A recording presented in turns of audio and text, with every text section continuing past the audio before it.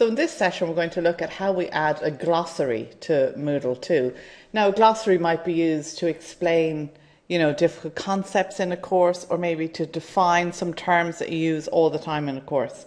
So I'll just show you how to add it here, and then I'll give you an example of how I've used it in one of my own courses. So we're adding an activity. It's an activity, and it's a glossary. And it sort of gives you a hint here now as to what to do. So the glossary is called, we'll call it topics that need explanation in this course. And then how many entries would you like to show per page? So, 5, 10, 15, whatever.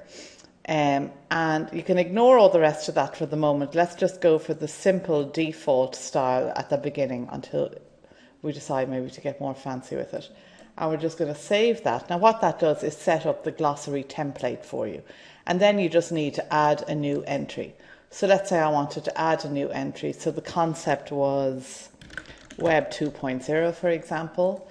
And then I would define Web 2.0 in the definition field. So this concept refers to whatever it refers to.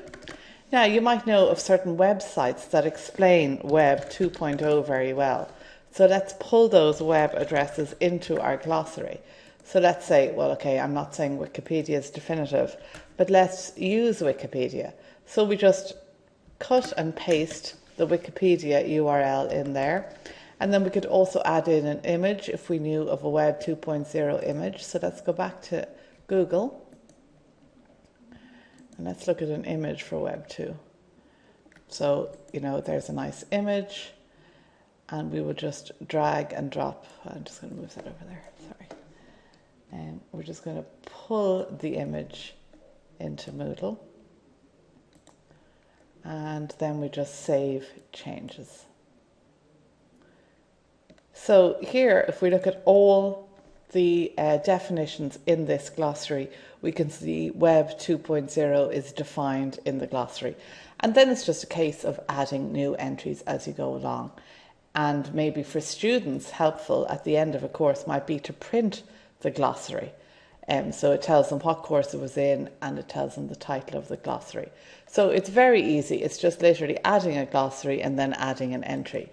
So if we look at an example I've done in another course, I just go into my further ed course, and I'll give you an example of a fuller glossary.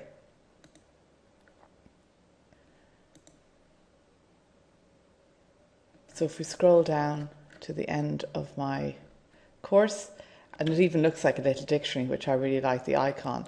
So if we click on that glossary of terms used during the course, we can see there are definitions of all the terms I've used during my online course for the further ed.